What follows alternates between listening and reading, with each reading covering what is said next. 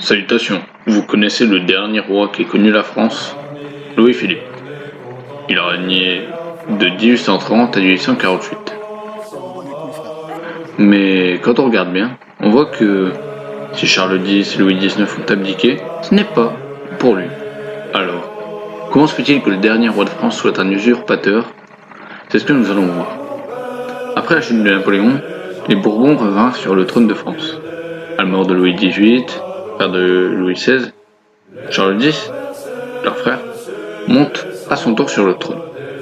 En 1830, le ministère Polignac étant attaqué, Charles X, pour le défendre, dissout la Chambre des députés. Je dissous donc ce soir l'Assemblée nationale. Malheureusement pour lui, les libéraux remportent les élections. Pour continuer la défense de Polignac, Charles X prononce 4 ordonnances en juillet 1830. La première supprime la liberté de la presse. La deuxième dissout la Chambre des députés qui vient d'être élue et qui n'a même pas été réunie. Non, oh non, pas ça. Pas aujourd'hui, pas maintenant, pas après tout ce que tu as Tandis fait. que la troisième diminue le pouvoir des votes bourgeois et le quatrième convoque les collèges électoraux. Le peuple parisien alors se révolte. Marmont, qui avait déjà livré Paris à la chute de Napoléon aux mains des Russes, est choisi par Charles X pour organiser la résistance. Une fois de plus, il évita le combat et livra la ville aux révolutionnaires. Ah mais c'était sûr en fait. C'était sûr. Le dauphin Louis XIX, furieux, en va même aux mains avec lui. Paris est à la main des insurgés. Charles X fuit à Saint-Cloud. Il signe un acte d'abdication en faveur de son petit-fils, Henri V.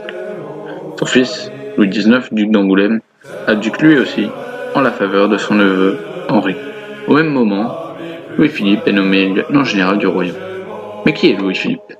Le fils de Philippe Égalité, cousin de Louis XVI qui a pourtant voté pour que le roi soit condamné à mort avant d'être lui-même condamné quelques mois plus tard.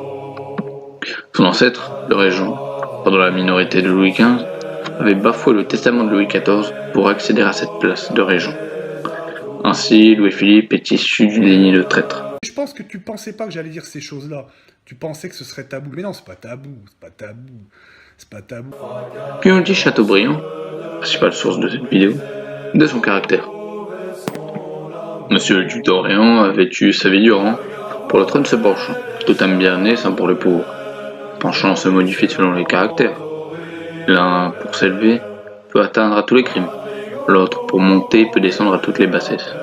Monsieur le duc d'Orléans appartenait à cette dernière classe d'ambitieux. Suivez ce prince dans sa vie. Il ne fait jamais rien de complet. Il laisse toujours une porte ouverte à l'évasion. Sur la Restauration, il flatte la cour et encourage l'opinion libérale. Avec le temps, pendant les journées de juillet, une idée commence à gagner en influence. Celle de couronner Louis-Philippe roi. À sa naissance, cela paraît impossible. Le roi en 1773 et Louis XV, auquel succède Louis XVI l'année suivante. Puis, à la mort de Louis XVI, c'est Louis XVII, son fils, qui est vu par les royalistes comme roi légitime. Après la mort de son père, Philippe Égalité, Louis devient le chef de la maison d'Orléans et se rapproche du trône. Louis XVII mourut, puis après la chute de Napoléon avec la Restauration, c'est Louis XVIII qui règne. Il y a cependant un problème. Louis XVIII n'a pas d'enfant. Charles X, lui, en a 2, et son aîné, le duc d'Angoulême, n'en a pas. Il ne reste que le duc de Berry, son second fils, qui puisse perpétuer la lignée. Il est le seul espoir de la couronne. Alors, quelle est la réaction du duc d'Orléans à la mort du duc de Berry? Chateaubriand nous décrit. Je me trouvais face à face de monsieur le duc d'Orléans. Je fus frappé d'une expression mal déguisée, jubilante dans ses yeux, à travers la contenance contrite qu'il imposait. Il voyait de plus près le trône. Bon, il n'est pas un chic type. Mais oui c'est clair. Le duc de Berry est quand même son cousin. Manque de peau pour Philippe, la duchesse de Berry est enceinte d'un fils, appelé l'enfant du miracle ou l'enfant de l'Europe. En 1824, Louis XVIII meurt, Charles X lui succède. Revenons désormais à 1830.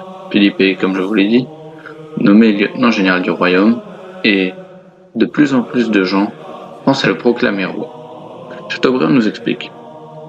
Il y avait 2 partis à prendre pour monsieur le duc d'Orléans. Le premier, et le plus honorable, était de courir à Saint-Cloud, de s'interposer entre Charles X et le peuple, afin de sauver la couronne de l'un et la liberté de l'autre. Le second consistait à se jeter dans les barricades, le drapeau tricolore au poing, et à se mettre à la tête du mouvement du monde. Philippe avait à choisir entre l'honnête homme et le grand homme. Il a préféré escamoter la couronne du roi et la liberté du peuple.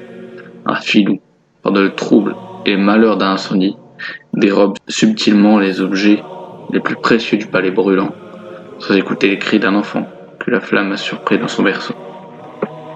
Vous avez compris. Au lieu de devenir le sauveur de la légitimité et de la liberté, il en a été le fossoyeur.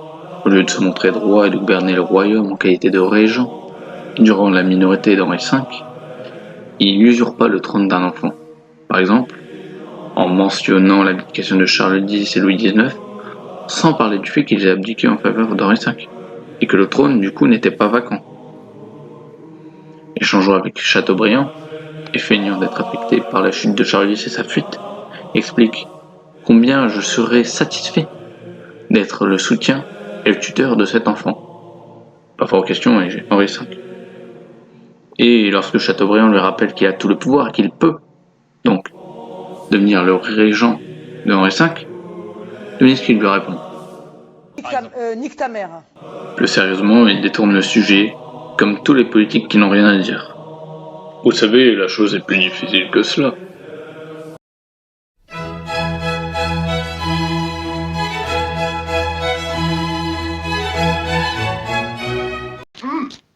Philippe!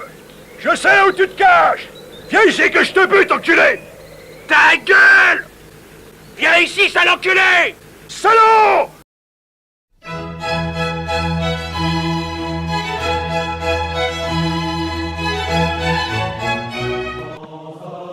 Sa femme, elle aussi, voulait s'asseoir sur le trône de France. Chaque fois que la femme n'est pas à la cuisine, il y a désordre. Son ambition était plus grande que sa vertu. Il rétablit la censure et ainsi entrava la liberté du peuple. Or, pourquoi y avait-il une révolution? À cause des abus de Charles X. Ainsi, la révolution de juillet fut prisonnière de la monarchie de Philippe. Celle-ci était vouée à s'effondrer. Philippe, de plus, n'avait aucune légitimité. Il n'avait pas été proclamé au roi par l'acte d'abdication de Charles X et Louis XIX, et il n'avait pas non plus été élu roi par le peuple. Donc, il n'avait ni la légitimité du sang, ni la légitimité issue du peuple. Fâchez-vous comme vous voulez, je m'en fous. La fin de la monarchie, en vérité, est la faute de Philippe, qui par ambition avait usurpé un trône, l'avait rendu faible et avait tué en même temps la révolution de juillet et la liberté du peuple. Voici la thèse de Chateaubriand. Il nous explique aussi que les autres monarchies européennes, étant les filles de la monarchie française, chuteront elles aussi, puisque la monarchie légitime est tombée en 1830. Il a pas tort. Il a pas tort. Qui a dit ça? C'est quoi qui a dit ça? Donc il a pas tort. Les grandes familles de rois italiens n'ont plus de trône. L'Autriche a été démantelée, les Habsbourg n'ont plus de rôle. Les rois allemands, pareil. Plus de Hohenzollern, plus de Wittelsbach. En Russie, les Romanov ont été renversés. Et dans les autres pays où il y a encore des rois, il est simplement là pour la décoration, comme une plante verte qui végète au beau milieu de l'Europe. Charles III en Angleterre a-t-il du pouvoir? Non. Philippe VI en Espagne? Non. Philippe en Belgique? Non. Les Bernadotte en Suède, les Grimaldi à Monaco en ont-ils?